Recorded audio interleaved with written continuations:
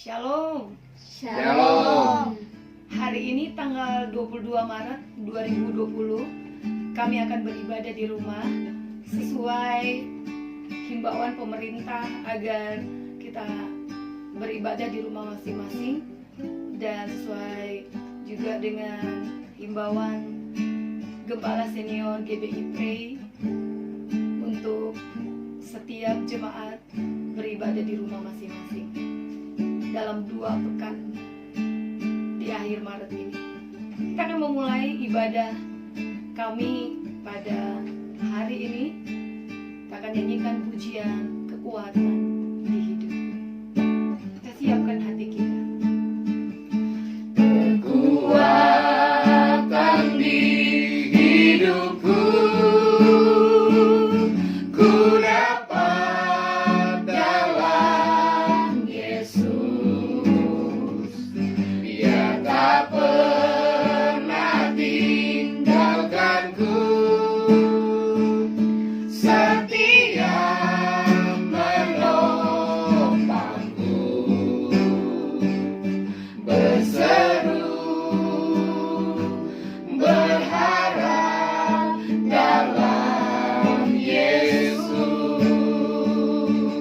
Ajaib kau Tuhan, Ajaib kau Tuhan, penuh kuasa, sanggup pulihkan keadaanku. Dalam tangan-Mu seluruh hidupku tak akan goyah selamanya. Ajaib kau Tuhan, penuh kuasa, sanggup pulihkan keadaanku. Dalam tangan-Mu seluruh hidupku tak akan goyah selamanya. Tak akan goyah selamanya. Tak akan goyah selamanya.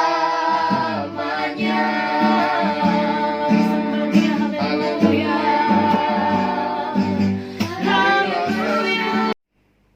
Kita akan berdoa untuk pembacaan dan perenungan firman Tuhan akan dibawakan oleh Rachel. Mari kita berdoa. Tuhan Yesus, kalau kami akan membaca firman-Mu, biar tertanam di hati kami, bisa kami lakukan pada saat ini. Dalam nama Tuhan Yesus, ya, amin. Saat ini kita akan membaca sebagian daripada kebenaran firman. Kita akan membaca dari kitab Injil Matius, pasalnya yang keempat, ayat pertama sampai ayatnya yang ke-11. Dengan judul perikop yang diberikan oleh Lembaga Alkitab Indonesia, Pencobaan di Padang Gurun. Kita akan membaca secara bergilir, satu orang satu ayat. Ya, silakan dimulai. Maka Yesus dibawa oleh Roh ke padang gurun untuk dicobai iblis.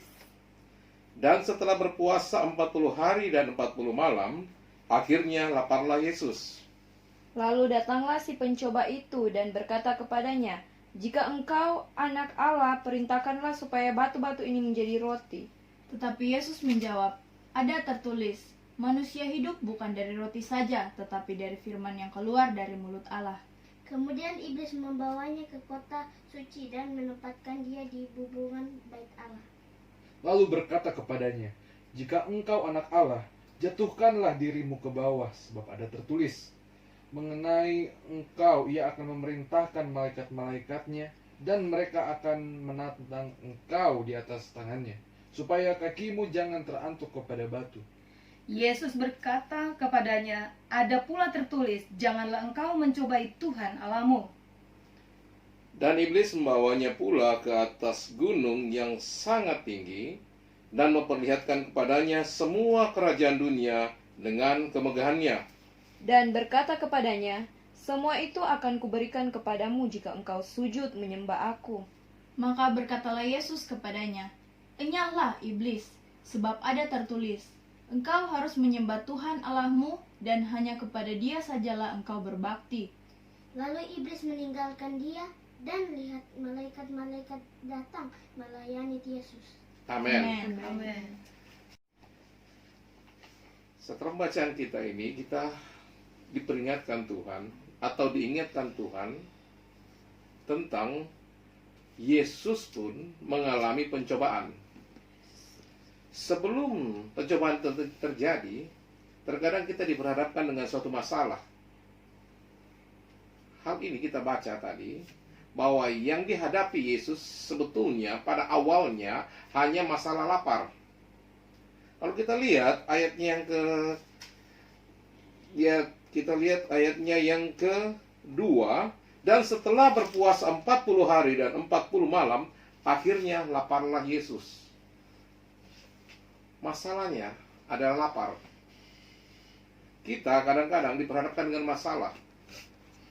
Saat ini kita diperhadapkan dengan masalah penyakit, virus sakit penyakit. Yang menyebabkan apa?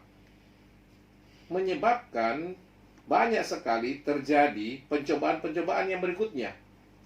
Jadi, krisis tanda kutip, virus hanya adalah pemicunya. Pada akhirnya kita melihat masalah ekonomi juga merambat, masalah apa lagi? Masalah ibadah merambat, masalah apa lagi? Keamanan, masalah apa lagi? Hubungan sosial antar manusia. Itu semua menjadi dampak dari satu namanya krisis. Krisis yang terjadi pada saat ini adalah krisis bagaimana virus itu mulai jalan. Pada saat Yesus, pertama yang Yesus hadapi adalah lapar. Pada saat itulah Yesus dicobai oleh iblis. Hal yang pertama iblis tawarkan sama Yesus, karena Yesus krisis lapar, krisisnya adalah kelaparan, maka yang pertama dikatakan oleh iblis adalah mengubah batu menjadi roti. Langsung pada inti pokok masalahnya, yaitu apa? Iblis mau Yesus mengubah batu jadi roti, dan Yesus makan roti itu. Tetapi Yesus katakan apa? Ada tertulis, manusia bukan hidup dari roti saja, tapi dari firman. Amin. Itu adalah jawaban yang benar dari Yesus. Dia tidak mau memakai kekuasaannya, dia tidak mau memakai tanda kutip adalah haknya untuk bisa mengubah. Saya yakin bahwa dia atau Yesus bisa mengubah batu itu menjadi roti. Kalau dia mau ikuti maunya iblis, kalau dia mau menuruti apa yang iblis katakan, mungkin dia akan bilang, wah benar juga ya,